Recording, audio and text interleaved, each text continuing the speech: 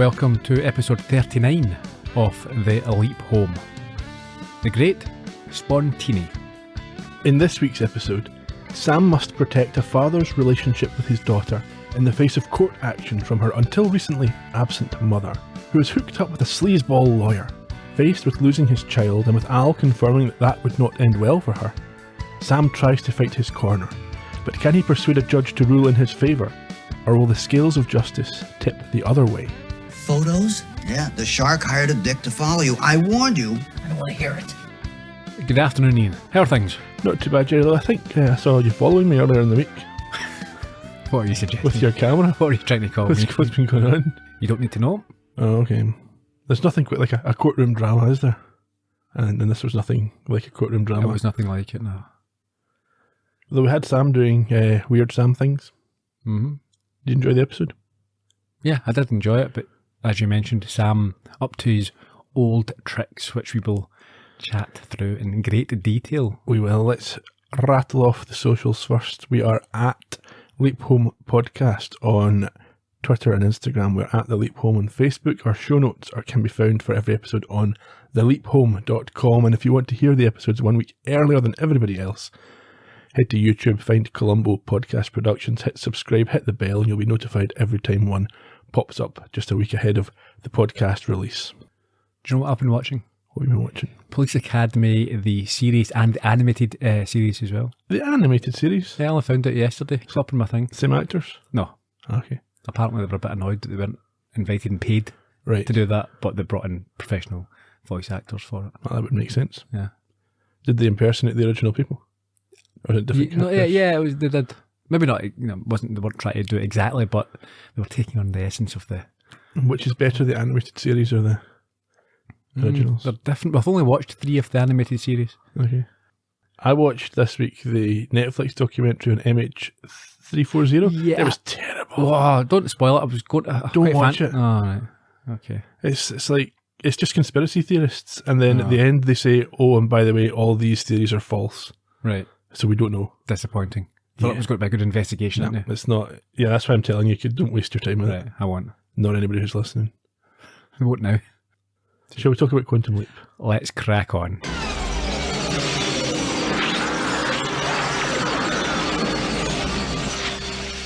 The tag from last week is augmented somewhat by Sam's thoughts.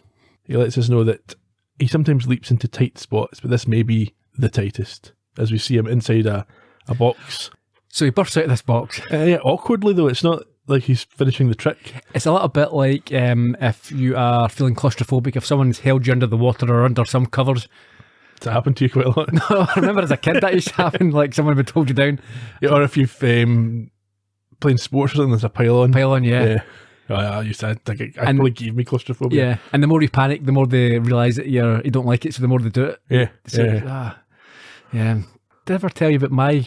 See, I'm not claustrophobic. I'm claustrophobic if I can't move. Yes, I would say something similar. Yeah. I'm not sure if there's a specific definition for that. So, for example, if I was trapped in a lift, an elevator, I'd be fine. I'd set the alarm off and I'd wait for someone. It wouldn't bother me. Plenty of oxygen. I can move about. But if I'm restricted at all, like potholing is a... Yeah, do you watch those videos of the guys that go between the two rocks that are 6 inches apart and they slide? But I'll tell you where I think I got it from. When I was about... I want to say about 10 years old. Right. Again, kids, when we were younger, we used to do things that were crazy and, it'd be really, really dangerous. We went to this old house that had been falling apart, derelict. There was still a chimney left. So, it was gutted and you could climb about in the inside it. There was no interior, but you could climb up onto it. And the chimney was still there. And it was me and a couple other guys. We went down, the first one of my pals went down the chimney, and it was basically just enough for a kid to get down and get out. But I sort of get trapped a little bit. I snagged a little bit, and it's a chimney, so there's no, it's not under the covers where you can sort of push and move and wrestle your way out.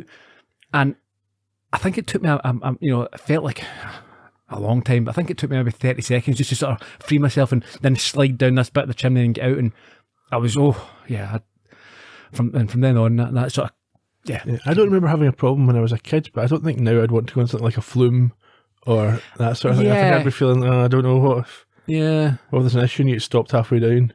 So we're in this magic club. Sam has exploded out And he finds himself on stage in I would say it's quite a sparse. Yeah, and for once we don't cut away from the predicament that he's found himself in. We actually see him having to complete this magic act on stage. Yeah, I mean, he's introduced by a young girl as the Great Spontini. And there's a partially enthused, barely enthused round of applause. Not enthused in any way. No, and there's an oh boy. Yes. After the credits, the act continues, and he makes a spectacular mess of it. Well, it's an almost sort of slapstick routine. There's that. The score has got that sort of vibe to it. The kid's having to talk him through what he's doing. Yeah, let's be clear here. Sam is Harry Spontini. The kid is actually his daughter, Jamie, and he's meant to saw her in half. But obviously doesn't know what he's doing, and as you say, she's got to guide him, talk him through each stage. And the audience actually at this point seem... It's almost like a Stan Laurel type sort of slapstick act where all the tricks fall out his pocket. And well, yes, I'm saying as if it was deliberate, like a comedy magic show. Yeah, I think that's what they think it might be. And yeah, I think at one point a concealed bird becomes unconcealed and flutters away and things like that. Hankies and stuff like that as well, yeah. Anyway, so they do okay, and we move back. I wouldn't say they do okay, but they get through. Well, they do okay in the sense that they're not booed off. Yeah, she is sewed in half and then put back together.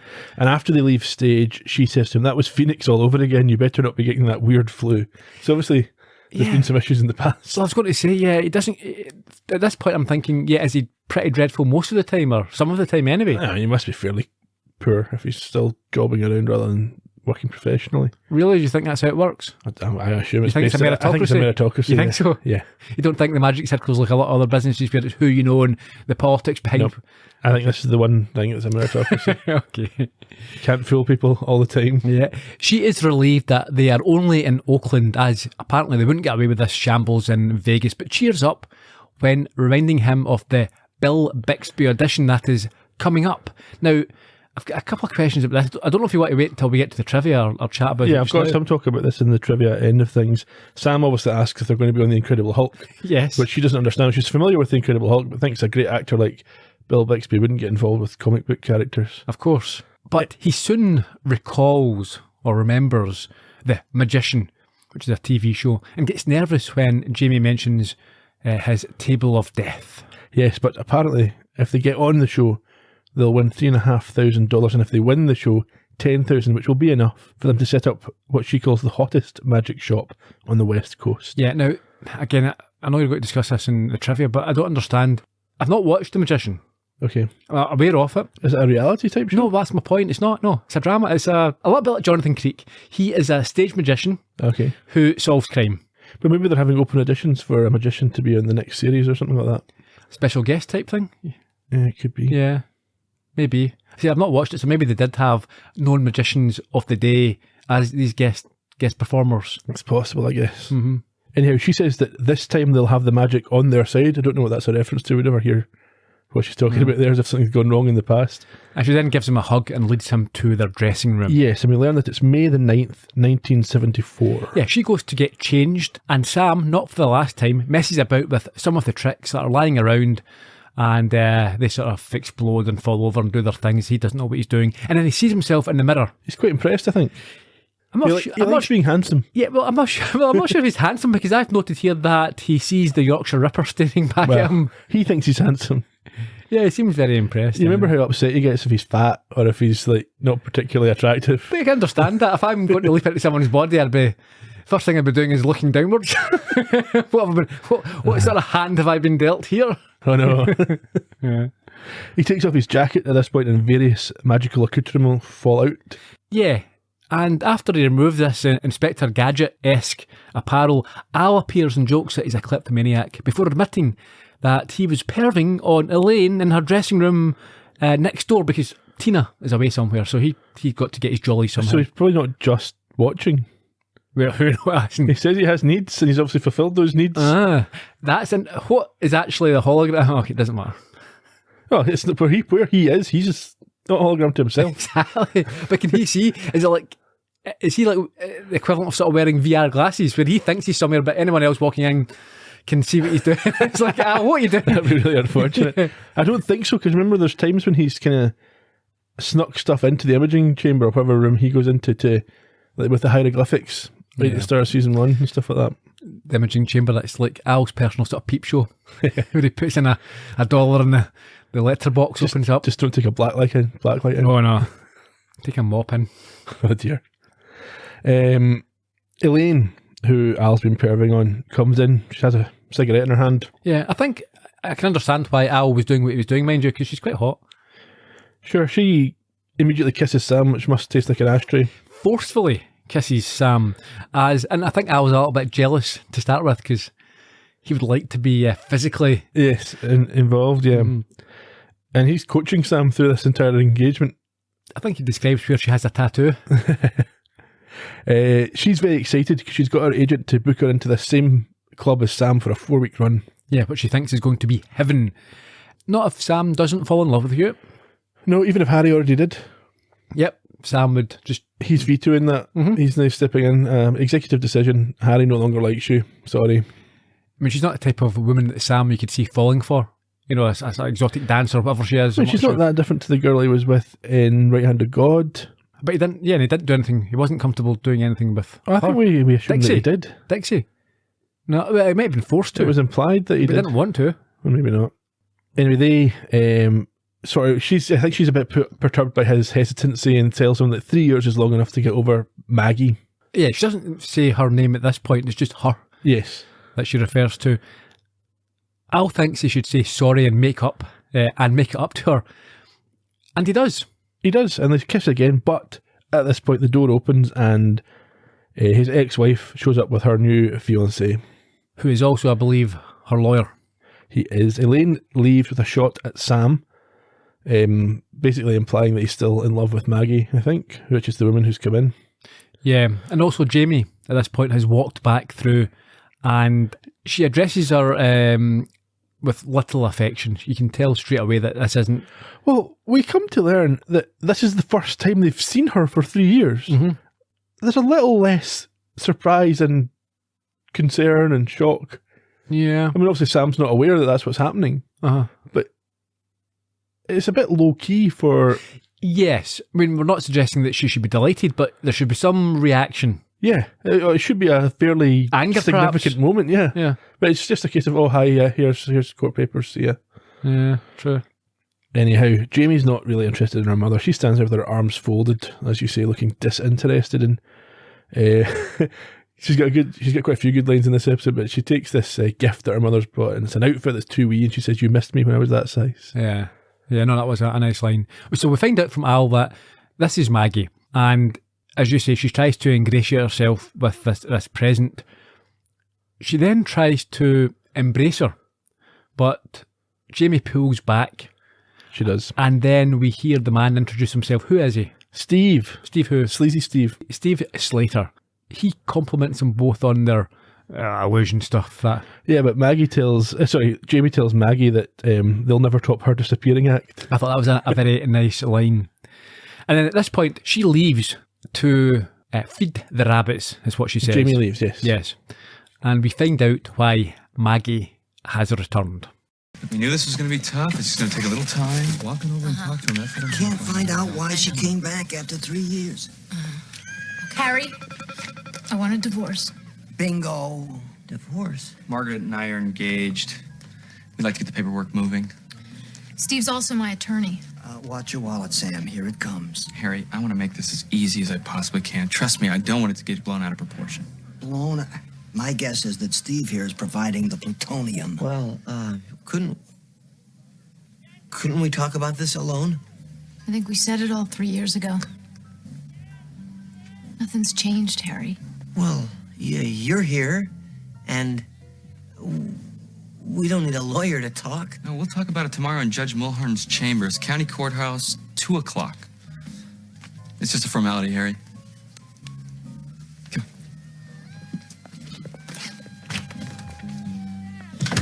I don't like that guy, Sam. He reminds me of my second wife's divorce attorney. Cost me every nickel I had. And according to Ziggy, Harry spends his life savings on attorney's fees. Al, I think I'm here to reunite this family. What makes you think that? Well, you heard Elaine. Spontini never stopped loving Maggie, and I think she still loves him. I mean, you can see it in her eyes. She left him and the kids. She went off to school, got a real estate license. She started a whole new life. But she came back. To get a divorce. I don't think so. I think she came back because she still loves him. Unbelievable. Well, I'm going to say unbelievable. It's entirely believable. Sam is sometimes he actually start to hate himself. He's an unpleasant person, isn't he? What is he doing here?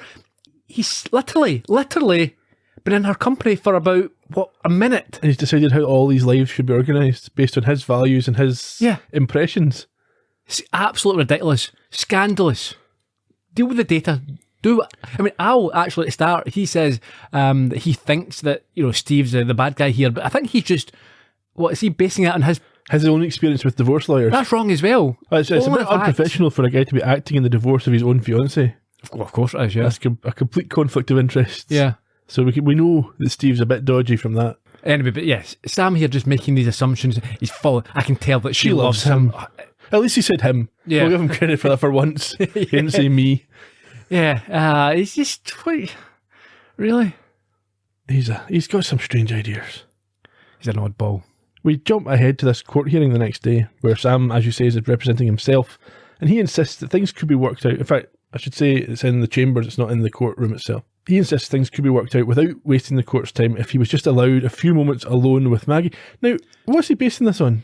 Nothing. What's he going to do? Is he going to force his opinion on Maggie? At this point, he's got no idea as to why she left. No, he's got no information at all. Nothing. So it could be hugely complicated. I mean, divorces at the best of times aren't smooth. They're always going to be that's why they're getting divorced. There's things that have the reasons behind it.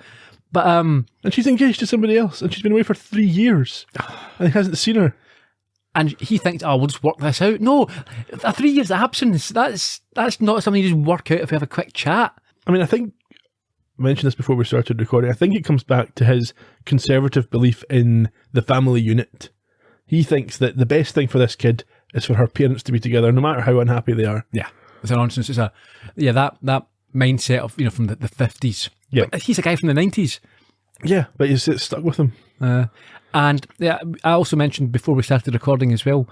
I'm not too sure. I mean, I think obviously you're meant to want Sam to win out, Harry to win out, but I don't think either of them are in great positions. I mean, there's a risk here of the state or whatever it is taking put her into some sort of. I think right. Yeah, I think I'm being genuine here.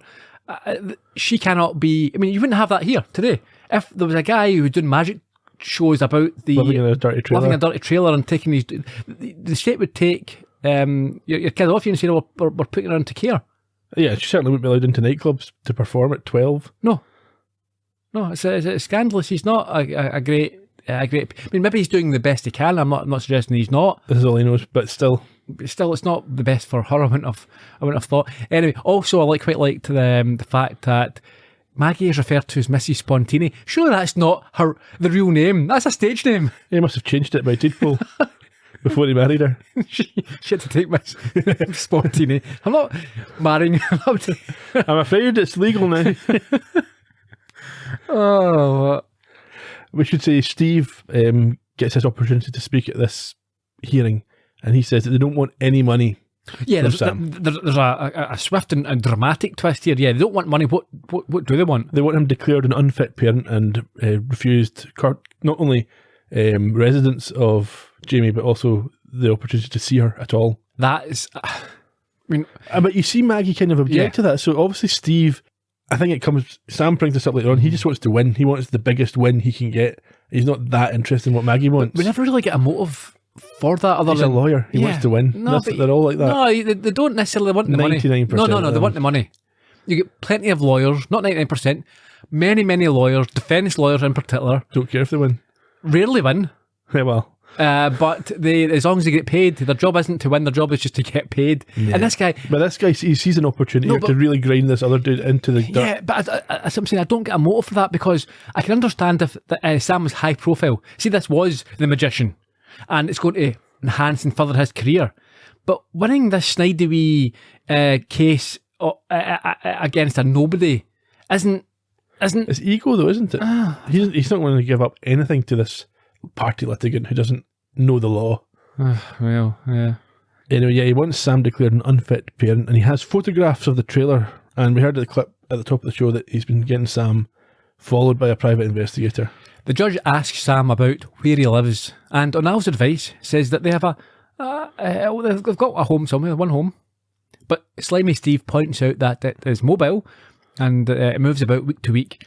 And then they proceed to argue back and forth about the living conditions and what's best for Jamie. Sam's a bit hamstrung by not knowing what happened in Harry's life. Never stopped him before. He's just making these decisions. You'd think at the start of every leap, just take Al aside, give me all the information. Yeah. Who am I? Where am I? What's the background information? What's the important things that Try I need and to find know? out. Speak to some people. Try and eke that information out. Even your daughter.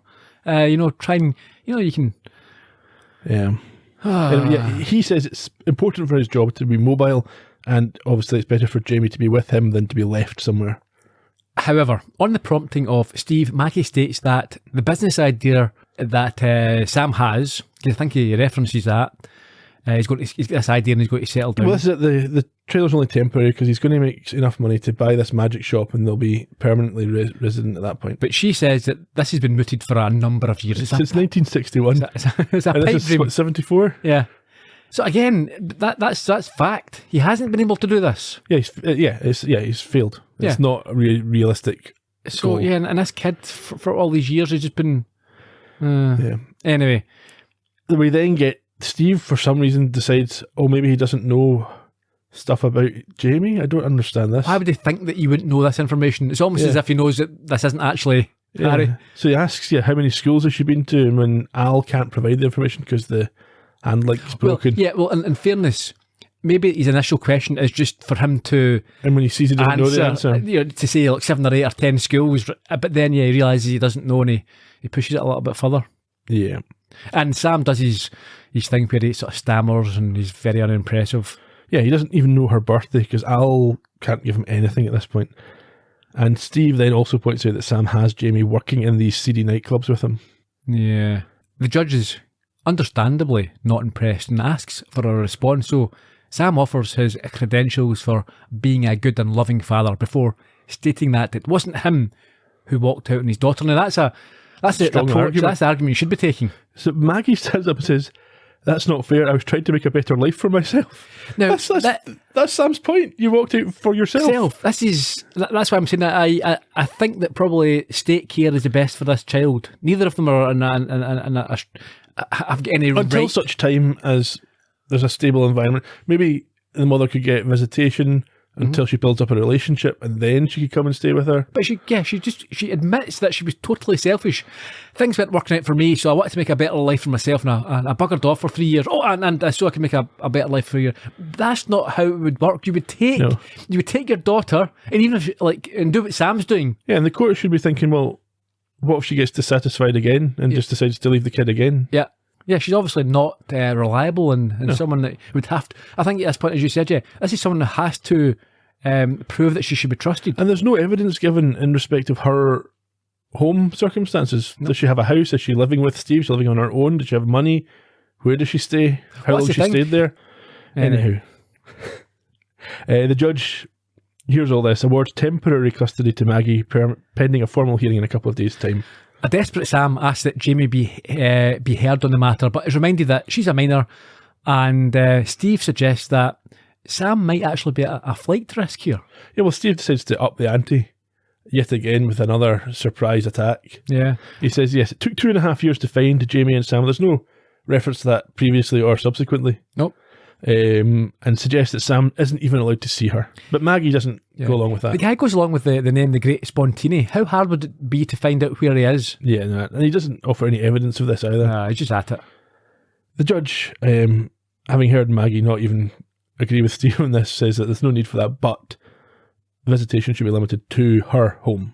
I think that based on that, however, it's if Jamie has been living for a number of years with her father, and she's under no immediate danger, so nothing's going to change in the short term. Why not leave her where she is until the hearing? Yeah, because ask. Are you happy enough here?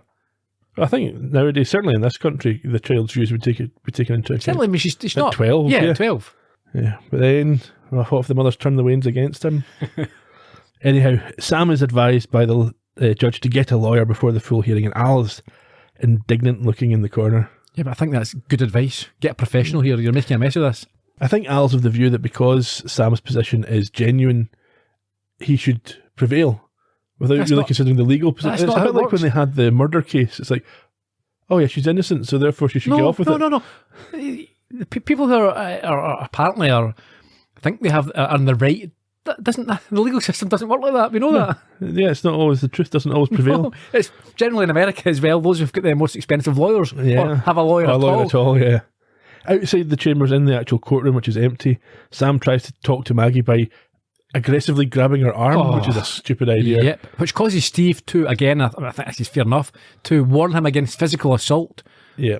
But I think we were meant to think that Steve's overplaying this, but that is what you would be concerned about in that circumstance. That's what it would be seen as. yeah, Sam says that all he wants to do is to reinforce that Jamie would be better off with him. But this is what we're here for. Maggie says she just wants her daughter. And Steve ushers her away. So we head to the trailer for the first time where they live. Sam's told Jamie about what happened, and she's understandably devastated by this news. I don't want to live with her. No, it's only temporary. Until the hearing's over. Don't I have a choice? No, not in this one. But I'll be back here first thing in the morning. You know, I figured out where we're blowing that table of death illusion. The judge says you can't come to the club. Didn't you tell him you need me for the act? He doesn't think that a nightclub is a good place for a young girl to be working. Is he nuts or something? I'm learning a trade. He wants you in a real home. That's why I'm taking you to your mother's in 2 hours. We can run away. I can pack. If we don't show up, the police will throw me in jail and you'll end up at your mother's anyway. Harry, don't let them take me away.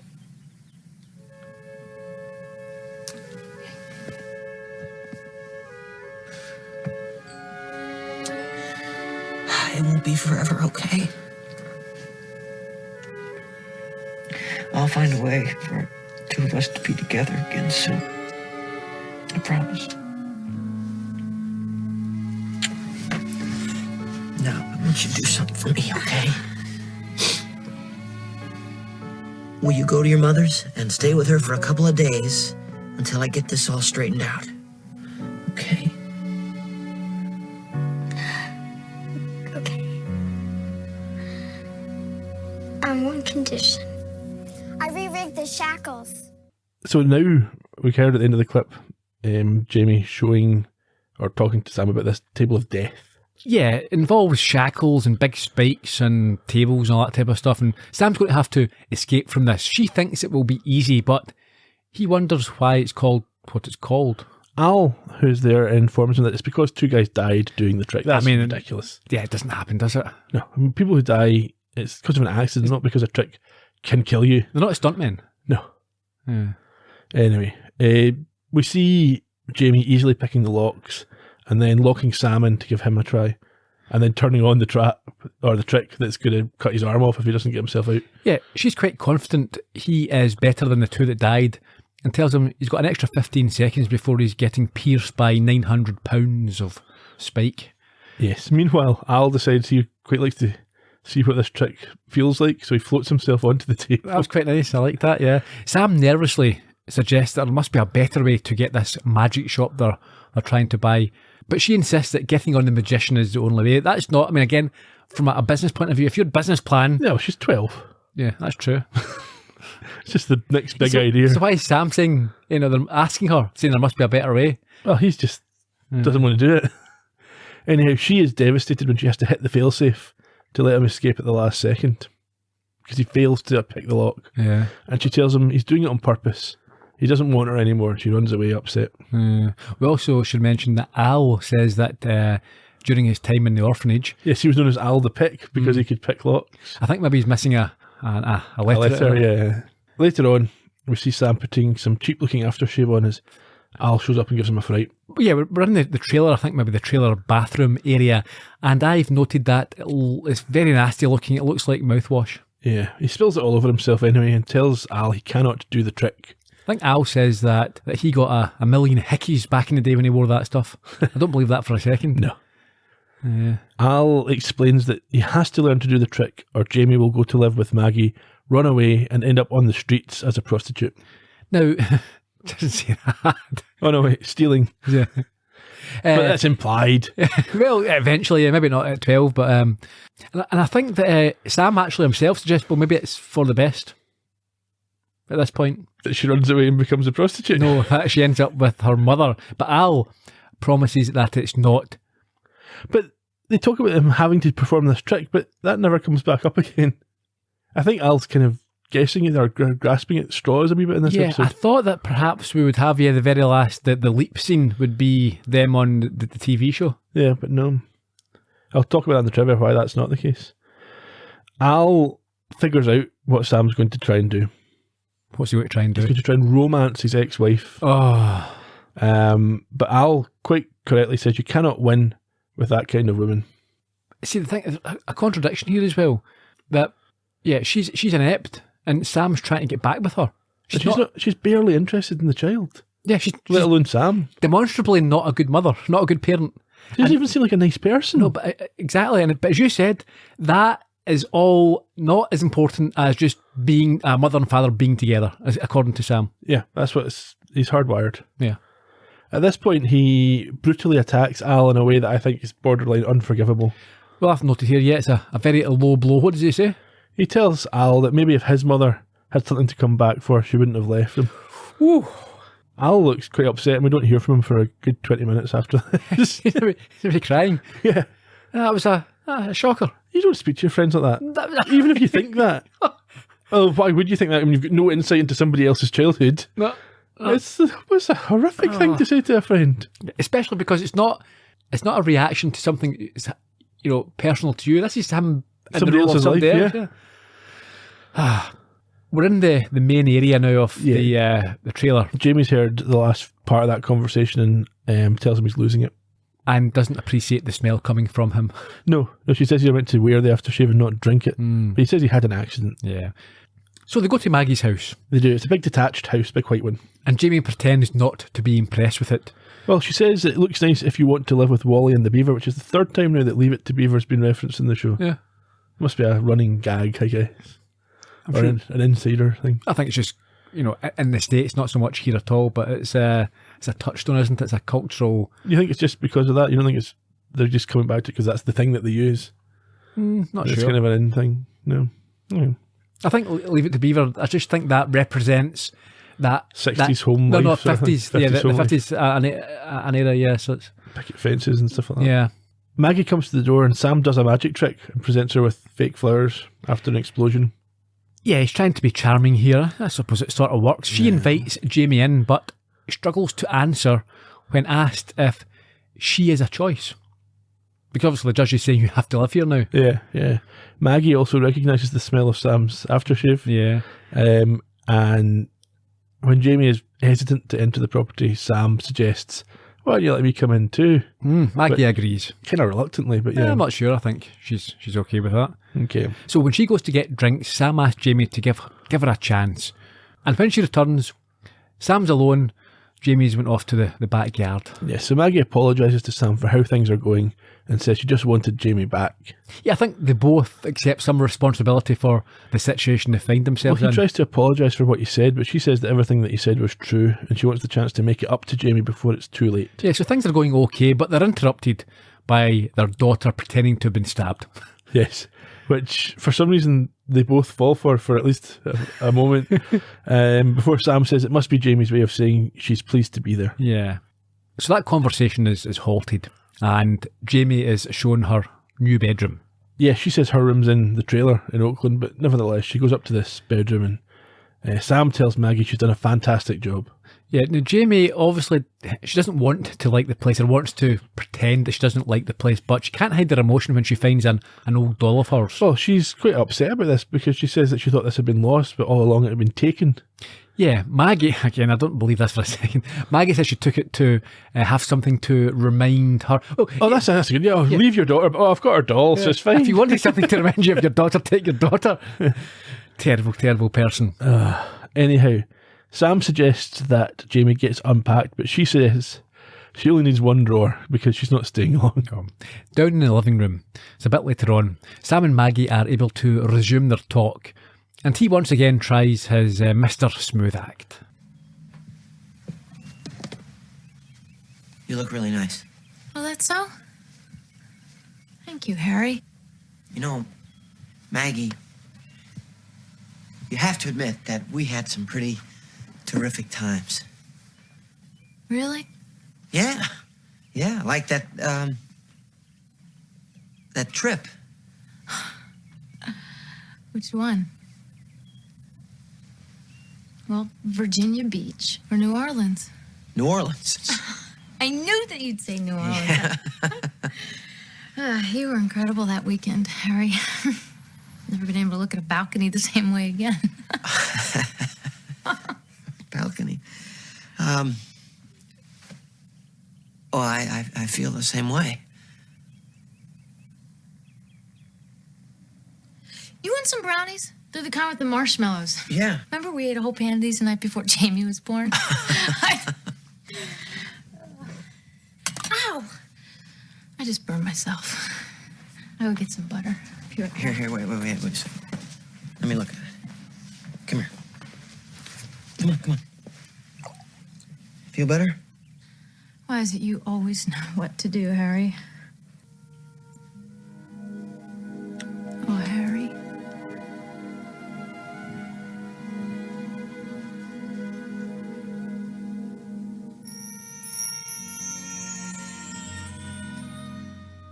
That magical, sparkly music is them kissing. Yeah. I'm not sure it takes a great person to know to put your burnt finger in cold liquid rather than in butter. It's because she's an idiot. How'd you know? Oh, put it in butter. You're a genius. Yeah. You always know just what to do, Harry. And what about Harry and Maggie on the old balcony? I wonder what they got up to. Probably paper mache or something. Don't know, but it's the type of people that like to be watched. Mm. Anyway, he makes progress when she agrees that the custody battle is crazy. But he undermines it completely by mentioning the magic shop. Yeah, he makes a wrong turn. He doesn't read the situation, or it obviously doesn't know that this is the type of thing. This is probably a trigger that Harry would know, not to talk about. Well, you would think. But anyway, she says she's heard about this magic shop for 8 years. She doesn't want to hear it again, and she left because she couldn't sit around waiting for his fantasy to come true. So she left her child because of that. Yeah. Take your child with you. Because that's the thing, if you're saying you're such a loser. Yeah. Why are you leaving the kid with Why are you him? leaving the kid with a loser who can't? She now says she can give Jamie all the things they wanted to give her, nice clothes, a proper school and stuff, but Sam suggests they give her those things together. But you can't because you're a loser. Yes. Just then Steve shows up. Yeah, terrible timing. He comes in and remarks that him being there could jeopardise his case. Yeah, he's quite surprised that Sam was allowed in at all. But Sam tells him it's none of his business. He's talking to his wife about his daughter. Steve shows his true colours at this point when he talks about winning. Yeah. It's not about getting what's best for anyone, it's just about winning. Yeah. And Sam's onto that, yeah. Maggie says Sam is about to leave, but Sam suggests she gets Steve to leave. So I guess Steve doesn't live with her. No, well, we've missed a bit here because there's a scuffle and they end up on the floor. Or Steve ends up on the floor. Sorry, yes. There is a little bit of that. Yeah, it gets a bit heated. Very briefly. And I think that could certainly damage his case because I think Sam maybe hit him first. Oh, yeah, you'd be surprised he didn't report it to the police. Mm-hmm. He seems the sort who would. Yeah. Yes, anyhow, yes, we get to this situation where Maggie says Sam is going to leave. Sam suggests Steve leaves, which implies he doesn't live there. Yeah. And Steve tells Sam that his family that he wants to preserve doesn't exist apart from a couple of signatures on a piece of paper. Yeah. A bit of a low blow. But Sam, he tries to get, a little slide dig in as well. When he leaves, he gives both Jamie and Maggie a kiss. Sam does? Yeah. Yes. But why would you do that? This is our new boyfriend. Yeah. Our new fiancé. He's just being provocative, isn't he? Wait, you can't go kissing other people's partners. Right in front of them. In front of me, yeah. Yeah. But after Sam goes, Steve then turns on Jamie. Yeah, he's a scumbag. Oh, he tells her that when he's done with Sam in court, it'll be a cold day in hell before he sees you or your mother again. Jamie should just tell Maggie what he said. Yeah, well, can't harm think. the situation. She's certainly not impressed. No. But maybe she thinks that her mother's on board with this. It's the next day, I think. Jamie is practising a card trick at the house as Here we go. Maggie apologises for having to leave her in the hands of an elderly babysitter. So she has went to all this trouble of going to the court, going to the judge, getting custody temporarily of her daughter that she says that she loves and she's not seen for 3 years. The very next day, it's like, I've got to go to work. She's not going to work, she's going to court. This is what I thought at first, that this is unreasonable, but she's going to the hearing at court about Jamie. Right, okay. I thought... So first I was like, this is ridiculous. Is this that same night? Listen, I've got things to do. I'll have time for you next week. Yeah, he's doing Mrs. yeah. Jamie objects to the woman being called a babysitter because she's not a baby. She says she's worried about Harry, but Maggie tells her she has to give Steve a chance, but she won't commit to being in love with Steve. She also asks for Jamie to give her a chance. Yeah. And apologises for missing the last few years. Oh, I'm sorry about that. Yeah. Moving on. Forgive me. I think she offers to take her shopping as well for stuff, and she does that a couple of times, yeah. As if that's going to fix everything. It's the type of thing, isn't it? Retail therapy. We skip ahead a little bit later. I think Maggie's obviously away. The babysitter's doing whatever babysitters do, and Jamie has a bag packed already and is running away through her bedroom window. Back at the trailer, Sam is still being surprised with his own magic tricks that are lying around as Al arrives. Why does Al bother coming back to this guy who's been so rude to him? And they talk about how divorce affects children in general. Sam thinks that he's made a mess of the leap. Probably. I think he's always likely to, the way he acts, and doesn't just do what he's there for. No. Al recommends he goes to court and speaks from the heart. That's not going to help. No. Get a professional who knows the law. Speaking from the heart doesn't do it. Charged with murder. I could never do that. I loved her. You're up against the country's top prosecution. Sam says he has a bad feeling about Jamie. Where's this come from? Is he now a psychic of some kind? Yeah, just making it up. So Al says he'll go and check, and we see at the table of death, Jamie is on the table, and Al says Ziggy has worked out that she's going to die. Why do you not go straight back to Sam? Yeah. He just hangs around. Watching her. And meanwhile, Sam has time to get to court, and Steve's talking his usual garbage, slagging Sam off, and he's right at home in front of the judge. This is his place. Although when he starts questioning Maggie, she doesn't give him the answers that he was hoping for. No. Back at the table of death, Al's still there. He's been panicking for at least half an hour now, I assume, before he decides he's got to get Sam. So we return to the court, where Sam is still under pressure, but he's fighting his corner at this point. Al, however, shows up and tells him he has 14 minutes to save Jamie, which leads him to run out. Steve thinks this is an opportunity. Of course, he protests, but Maggie is with Sam on this because he's mentioned that, Jamie's in trouble. So she leaves with him, jumps in his car, and they Is it his car? I assumed maybe he stole the car. Well, we didn't see, normally if you steal He's got a car like that. How's he paying for that? Exactly. Yeah. I don't know. Maybe it is his car. So we're in the car now. They head to the club, and Sam asks Maggie to trust him as he knows that their daughter is in danger, and explains about the table of death trick and her motivation for doing it. Yes, and meanwhile we see her dropping the lockpick. But it's not a problem because it's not turned on. No, it should just be trapped. Yeah. But that's fine. Someone will show up eventually. Yeah. We cut back to Sam. He's doing this sort of action I like scene. this bit. So Al's on the road directing him in front of the car. I think that was really good. He has to mount a pavement, but then he has to stop because a kid in a bike cycles in front, and he has to stop. He then says thanks to Al, but Maggie thinks he's talking to her. So I didn't do. Things, however, take a turn when Jamie accidentally drops... What was it she dropped? A bag? It's the doll that her mother had. Oh, right, yes. She drops this onto the start pedal for the trick, and the spikes start to rise into position. And she just says, oh no. She realises... I'm thinking as well, these tricks, there would be a safety mechanism in place for a abort button. Or even just like a physical pole or bar that you would put across to prevent it from... When you're not using it. And it certainly wouldn't actually be able to kill somebody. The type of thing, if you know about like weight squat racks, when you're in the gym, you can put a bar between the two. So you don't drop it on your chest and smash your ribs. If you drop it, that type of thing. Pull your shoulders out their sockets. Precisely. Outside the club, Sam and Maggie arrive, but they can't get in the front door and have to head to the stage door. And they get there just in time for Sam to free her. Oh, he somehow learned lockpicking in the time since he couldn't do it earlier.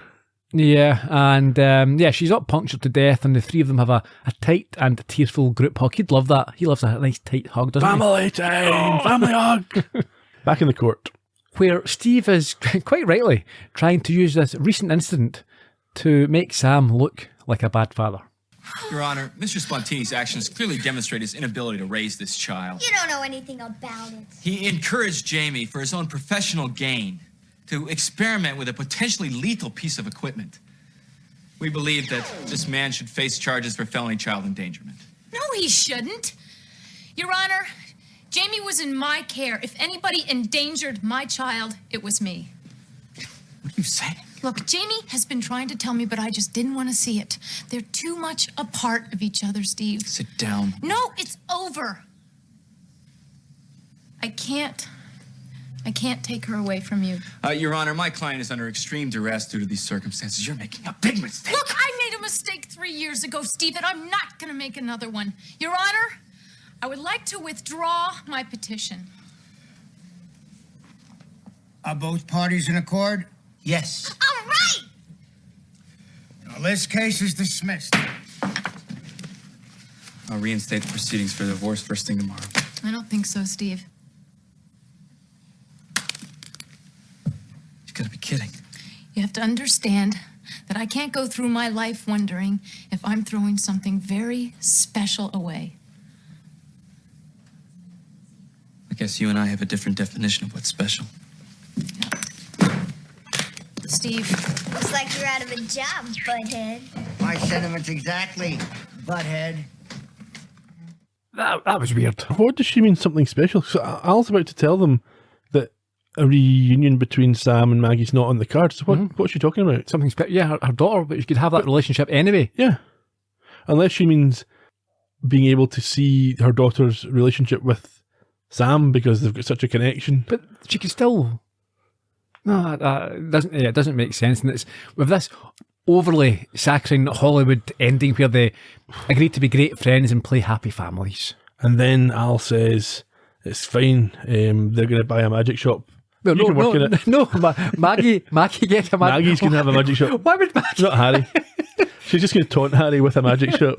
Just enough. So she's going to fund it. Yep. And basically pay him just enough, effectively slavery, where Well, she might not even employ him. He might just have to watch her being successful and keep jobbing as a magician. and threaten him to lose, take it all away if he steps out of line. It's a terrible ending. Al tells him that there's no possibility of Harry and Maggie getting back together. No, that is what Ziggy says. That's what the future's meant to look Everything's like. fine. Everything's fine. Leave it. Let's leave. But no. Sam won't accept it. No, he's going to change it. He walks over and kisses Maggie, which Al says means they get back together in a year's time. What did they do for the next year? Yeah. Let's try and work this through for a year. I don't like the ending. It's not. It is too Hollywood. It's too I should say he leaps after that. Hallmark type. Yeah. Yeah, he leaps. Yeah. He's on a motorbike and he skids to a lay-by. Yeah, we'll talk about that next week. Yeah, so my first question, do you think that was a good resolution? No, I thought it was terrible. It didn't make sense, and it was. It would have been not brave, not the right word, but it would have been more believable if it was a case of that she brought her up. She's successful now. She has a nice house. Yeah. She brings Jamie up, and he visits every other day, or has unfettered access, and shares. They become a great performing duo in the future whatever, or something. Yeah. And everyone's happy. Yeah. He travels about and comes back all the time to spend time. He sleeps in the spare room. Yeah. This ending is unsatisfactory. Yeah.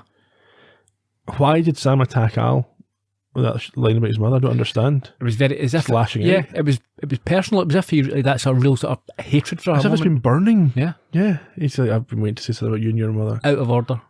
I wouldn't have blamed Al if he just said, I'm not coming back. You can deal with this stuff yourself. Yeah. Shocker.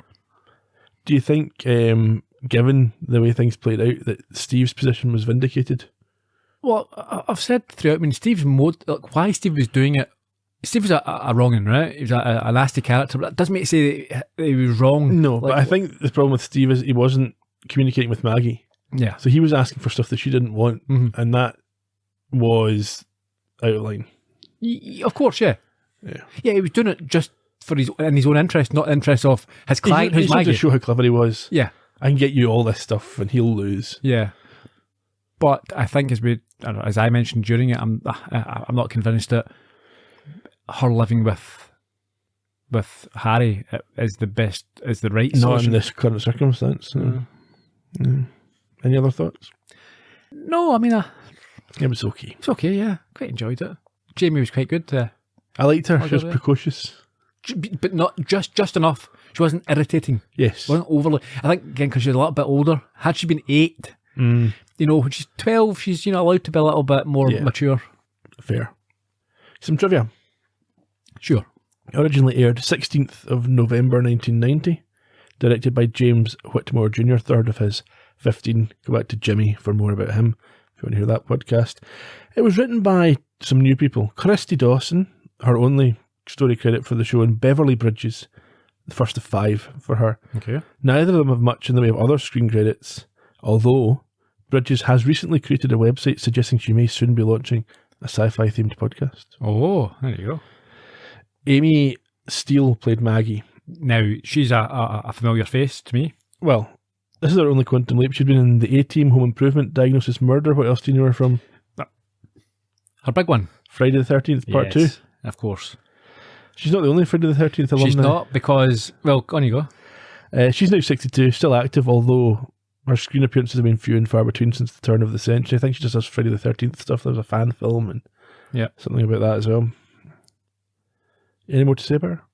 But her, no. Yeah. Lauren Woodland played Jamie Spontini. This is her only quantum leap. She's Emmy nominated for her work on The Young and the Restless, in which she's had 387 appearances. She's a mainstay on the soap opera. Sounds like it. It seems to be her only or main job. She's got a few other credits: Alien Nation, Sunset Beach, Cold Case. She's 45 now. Steve Slater's played by Eric Anderson, who's also appeared in ER, X-Files, Murder, She Wrote, Cold Case, Star Trek The Next Generation. He's still active at 66. And the judge? Whoa, you didn't mention... Okay, there you go. His big one, yeah. So he was also in Friday the 13th, Part 4. Yeah. The final chapter. That was... Many people think that was the best. Actually, it's got Corey Feldman and Crispin Glover. Right. You must have seen the Crispin Glover, it's a meme now. From Back to the Future? Yeah, when he dances. There's probably. There's a crazy dance scene, what he does, and apparently it's one of the reasons is that he was the track that he was dancing to was, I think it was AC/DC or something, right. But they didn't have the rights and they to changed it in the film. Changed it, yeah. It looks ridiculous. Even then, it still was ridiculous dancing, but doing more understandable. Yeah. Had you heard the... The judge, played by Michael Fairman, his only quantum leap. He's also appeared in the excellent movie 13 Days. Have you seen that? No. It's about the Cuban Missile Crisis. It's very good. Quite new, is it? No. No? 80s, 90s? Really? 90s, I think. Okay. He's also been in Cagney and Lacey, Cold Case, like everybody else in this episode, and Star Trek Deep Space Nine, as well as one episode of Mrs. Columbo. Well, there you go. He's 89 now, but he's still active. What do you mean acting? Active as an actor. Not as in walking around. He's not been unalived. So, yeah, apparently this episode was written partly as an homage to Bill Bixby and The Magician, which gets referenced, which also was why The Incredible Hulk got mentioned. Yeah. But although the Spontinis were going to audition for The Magician, in reality, between the previous episode of The Magician that would have aired at that time, that was the final episode. It never got cancelled. Ah, right. So they wouldn't have been able to audition for it. Sure, okay. So The Magician itself has got obviously a lot of connections, massive connections with Star Trek. And I think Shatner was in an episode. Sure. Lots of Columbo alumni in it as well. And obviously Bill Bixby starred and directed a number of episodes of Sledgehammer. There you go. So 3 connections to our podcast there. And Jonathan Creek must have in some way been inspired by it. It must be. Yeah. This episode was supposed to be the introduction of the sort of gummy bear hand link, because you saw the old one breaking. Right. But because they were aired out of order, we've already seen it in a couple of episodes previously, The Boogeyman and I think another one. Sure. Dan Birch, who played the reflection of Harry Spontini, is a real-life magician, or was at the time. Good. In terms of things we learned, Al, nicknamed Al the Pick. Yeah. He also had an 8-month custody fight with his third wife, who was Sharon, over a dog. The dog. What's the dog's name? Chester? Yeah.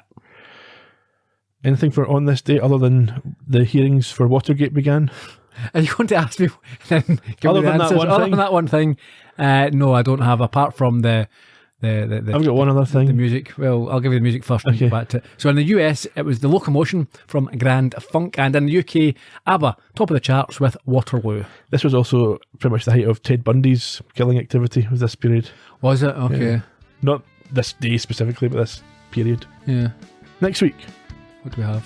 rebel without a clue. So Sam has to prevent a young woman from joining a motorcycle gang because gangs are bad. So we'll see you in 1958. Until then, Cheerio. bye bye.